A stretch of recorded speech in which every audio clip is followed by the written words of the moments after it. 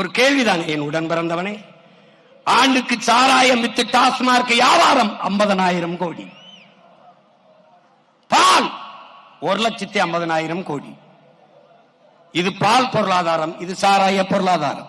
இது உயிரை எடுக்கும், இது உயிரை கொடுக்கும். எந்த பக்கம் நிற்பது? 1,50,000 கோடி பால். பால் வளத்துறை இருக்கிறது, கால்நடைத்துறை இருக்கிறது. கால்நடைத்துறைக்கு அமைச்சர், பால்வளத்துறைக்கு அமைச்சர். பால் இருக்கிற வளம் எங்கே? வளம் எங்கே? கால்நடைத்துறைக்கு அமைச்சர், கால்நடை எங்கே? எங்கே? இந்த கேள்வி எழுமானால் அது விழிப்புணர்வு, அது மாற்றத்திற்கான முதல் படி. உனக்கு எங்கிருந்து பால் வருகிறது? ஆந்திராவில் இருந்து. உனக்கு எங்கிருந்து கறி வருகிறது? ஆந்திராவில் இருந்து. எங்கிருந்து கறி வருகிறது? ராஜஸ்தானில் இருந்து. ஏன் நீ ஆடு வளர்க்கவில்லை, மாடு வளர்க்கவில்லை? ஏன் வளர்க்கவில்லை? அதை நடமாடும் வாய்ப்பகம் என்கிறான், மொபைல் பேங்க் என்கிறார்கள். ஒரு ஆடு என்றால் 50,000.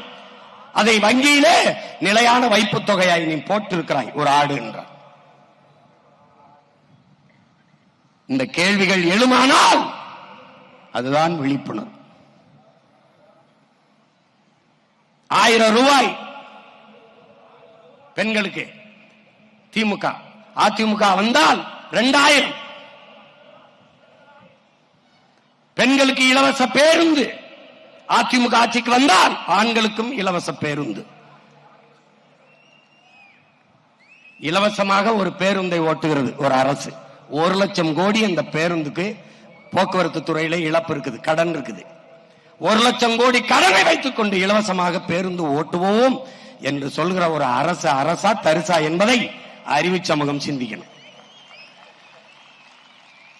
இப்ப ஆணுக்கும் பெண்ணுக்கும் இலவசம், ஆனால் ஓட்டுநருக்கும் நடத்துனருக்கும் சம்பளம் இருக்கா இல்லையா? அது எங்க இருந்து வரும்?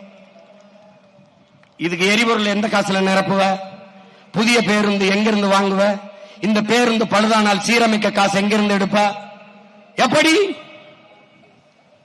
சகிக்க முடியாத மின்கட்டண உயர்வு. அப்புறம் எப்படி மின்துறைக்கு 1,00,000 கோடிக்கு மேல இழப்பு? எப்படி நட்டம் வருது? எப்படி நட்டம் வருது? இலவசம் கொடுப்பீர்கள் 10,00,000 கோடி கடன். ஒரு குடும்ப அட்டைக்கு 5,000, ஆனால் அந்த அட்டையில் 2,00,000 ரூபாய் கடன் இருக்கிறது. 5,000 வாங்குகிற அம்மா கையிலே 2,00,000 ரூபாய் கடன் இருக்கிறது என்பதை அறிவு சமூகம் அறியணும்.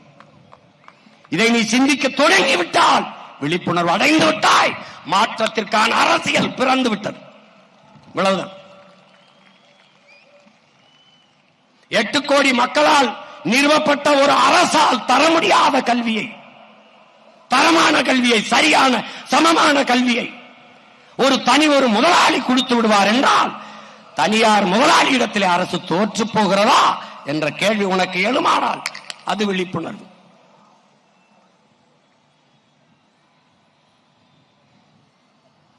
தனியார் முதலாளிதான் அப்பலோ, எம்ஜி ராமச்சந்திரா, காவிரி, இந்த மருத்துவமனை தான் மருத்துவத்தை தரமாக கொடுக்க முடியும் என்றால் அரசு என்ன செய்கிறது? அரசு ஒரு முதலாளி இடத்திலே தோற்று போகிறதா? அப்ப தோல்வி அடைந்த அரசா? ஏன் தரமாக கொடுக்க முடியாது? இந்த கேள்வி எழுமானால் நீ விழிப்புணர்வு அடைந்து விட்டாய். அது மாற்றத்திற்கான அரசியலின் தொடக்கம். இப்ப நாம் எதுக்கு நிற்கிறோம்? 8 கோடி மக்களால் நிறுவப்பட்ட ஒரு அரசால் முடியாததை தனியார் முதலாளி கொடுத்து விடுவாரா? மோதி பார்க்கலாம். தமிழ்நாடு அரசா தனியார் முதலாளியா?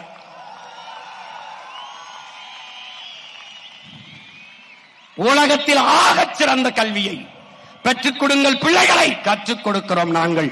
பிள்ளைகள் உங்கள் வீட்டின் செல்வங்கள் அல்ல, நாட்டின் செல்வங்கள் என்று சட்டம். ஆகச் சிறந்த கல்வியை என் அருமை பிள்ளைகளுக்கு கொடுப்போம். இது நமது ஆட்சி, அதன் நடைமுறை.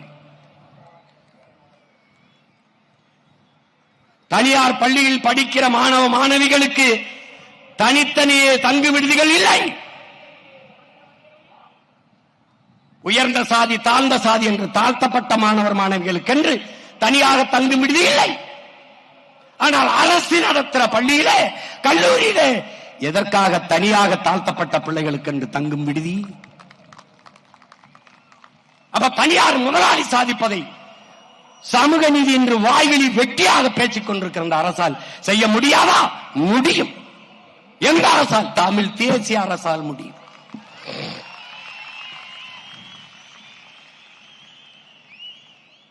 ஒவ்வொன்றிலும் நாம் பேசும்போது இலவசத்தும் வளர்ச்சி திட்டம் அல்ல, வீழ்ச்சி திட்டம். இலவசத்தில் இழக்கிற பணத்தை எங்கிருந்து எடுப்பீர்கள் என்ற கேள்வியை நாம் கேட்கும்போது சிரித்தவர்கள் இன்று நாட்டின் உயர்ந்த நீதிமன்றத்தில் இருந்து நீதிபதி அவர்கள் கேட்கும்போது வாய்மூடி நிற்கிறார்கள். என் அருமை உடன் பிறந்தவனே, நீ கடன் வாங்க போனால் கடன் கொடுக்கிறவன் என்ன கேட்பான்? ஈடு கேட்பான்.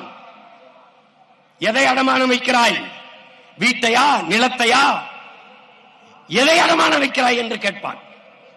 இல்ல தங்கத்தையா, எதை அடமானம் வைக்கிறாய் என்று கேட்பான்.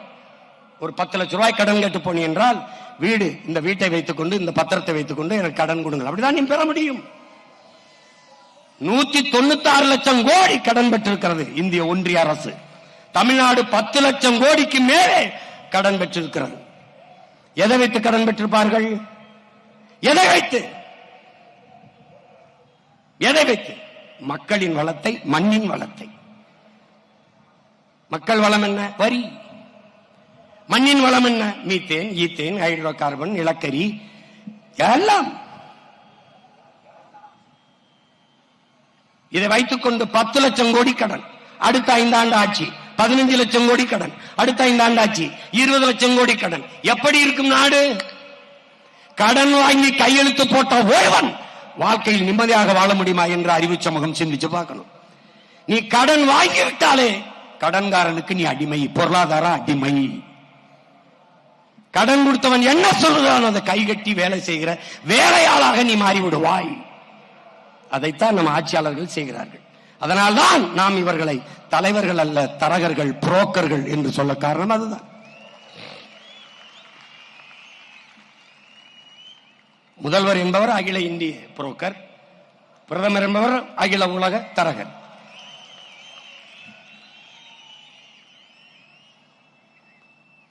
பொருளாதார விடுதலை அடையாது ஒரு நாடு கடன் வளர்ச்சியவே நாட்டின் வளர்ச்சி என்று கட்டமைக்கும். ஆனால் அந்த நாடு பெற்றிருக்க விடுதலை வெறும் வெற்றி சொல்லுதான். சுதந்திரம் என்பது வெறும் சொல்லுதான்.